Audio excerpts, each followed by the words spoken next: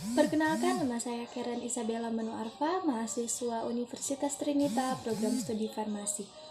Pengertian obat dan sediaan. Secara umum, obat adalah semua bahan tunggal atau campuran yang digunakan oleh semua makhluk untuk bagian dalam maupun luar guna mencegah, meringankan, maupun menyembuhkan penyakit.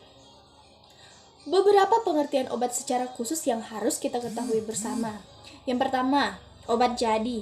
Ini adalah obat dalam keadaan murni atau campuran dalam bentuk serbuk dan lain-lain.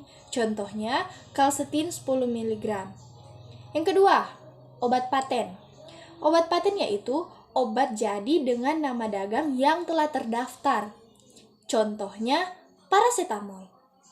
Yang ketiga, obat baru, yaitu obat yang terdiri dari zat yang berkhasiat atau tidak.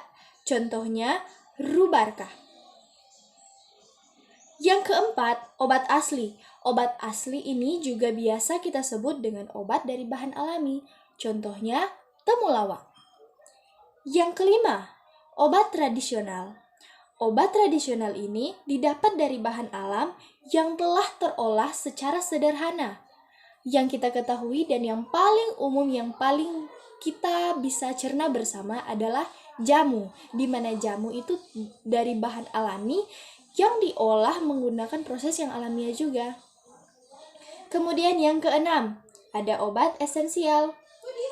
Obat esensial adalah obat yang paling dibutuhkan untuk pelayanan kesehatan masyarakat terbanyak.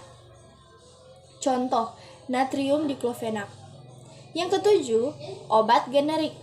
Obat generik adalah obat dengan nama resmi yang telah ditetapkan oleh FI.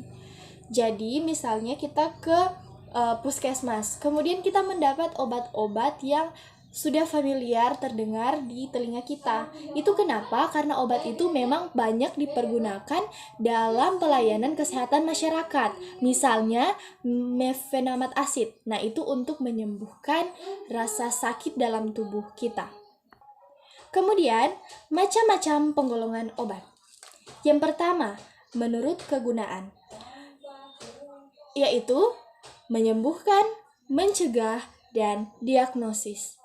Ini adalah kegunaan obat yang pastinya kita semua tahu ya.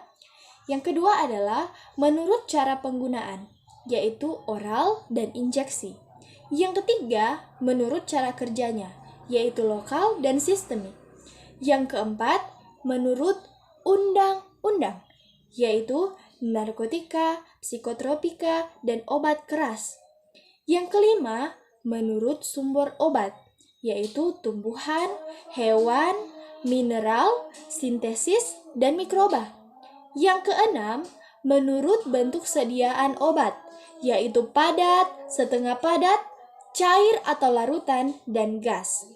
Saya rasa kita semua bisa mengerti penggolongan obat menurut 6 macam yang sudah saya sebutkan tadi. Kita lanjut.